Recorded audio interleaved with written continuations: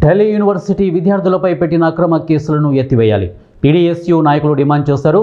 గాలి కాలుష్యాన్ని తగ్గించాలని, పర్యావరణాన్ని పరిరక్షించాలని డిమాండ్ చేస్తూ ప్రగతిశీల ప్రజాస్వామ్య విద్యార్థి సంఘం పీడీఎస్యూ ఖమ్మం జిల్లా కమిటీ ఆధ్వర్యంలో ఎస్ఆర్బీ జీఎన్ఆర్ కాలేజీ ప్రధాన ద్వారం వద్ద కేంద్ర రాష్ట్ర ప్రభుత్వ దిష్టిబొమ్మను దహనం చేశారు.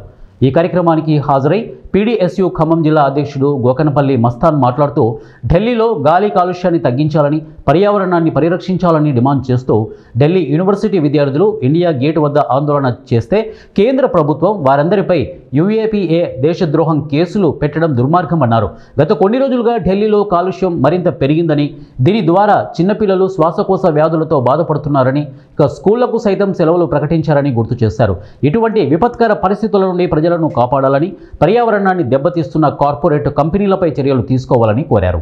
నిరసన కార్యక్రమం తీసుకుంటే ఇటువైపు మద్దతుగా విద్యార్థుల మీద పీడీ యాక్ట్ లాంటి రాజద్రోహ కేసులు పెట్టడాన్ని పీడీఎస్ జిల్లా కమిటీ తీవ్రంగా ఖండిస్తూ ఉంది. తక్షణమే మీరు ఏదైతే కేసులు పెట్టారో ఆ కేసులను వెనక్కి తీసుకోవాలని చెప్పి ఆ కేంద్ర ప్రభుత్వం మేము డిమాండ్ చేస్తూ ఉన్నాం.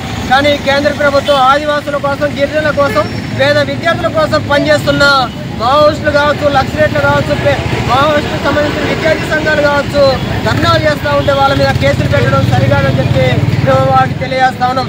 కానీ నరేంద్ర మోడీ 12 సంవత్సరాలు అధికారంలోకి వచ్చిన తర్వాత విద్యా విధానం వ్యతిరేకంగా అక్కడ యూనివర్సిటీల విద్యార్థులు శాంతియుత ర్యాలీ చేస్తూ ఉంటే వాళ్ళని అరెస్ట్ చేసి ఈ రోజు వరకు కూడా విడుదల చేయకుండా, విద్యార్థులు ఆడపిల్లలను చూడకుండా కేసులు పెట్టి జైలులో పెట్టిన పరిస్థితి ఈ భారతదేశంలో కనపడతా ఉంది. భారతదేశంలో నరేంద్ర మోడీ ప్రభుత్వం ఏర్పడ్డాక ఈరోజు మొత్తం కూడా ఆదివాసుల కోసం పనిచేసిన ఏదైతే ఆదివాసీ సంఘాలు ఉన్నాయో, ఆదివాసుల కోసం పనిచేస్తున్న ఏదైతే కమ్యూనిస్ట్ పార్టీలు ఏవైతే ఉన్నాయో విద్యార్థి సంఘాలతో సహా మొత్తం కూడా ఈరోజు ప్రశ్నించే గొంతుల మీద అక్రమంగా కేసులు పెడుతూ ఈరోజు జైళ్లలో నిర్బంధాలు చేస్తూ ఉన్నారు. ప్రశ్నించే మేధావులను కావచ్చు, ప్రశ్నించే గొంతులను మొత్తం కూడా ఈరోజు అరెస్టు చేసి చిత్రహింసలు పెట్టి బూట్ కప్పు ఎన్కౌంటర్లలో హతమార్చిన పరిస్థితి ఈరోజు కనబడుతుంది.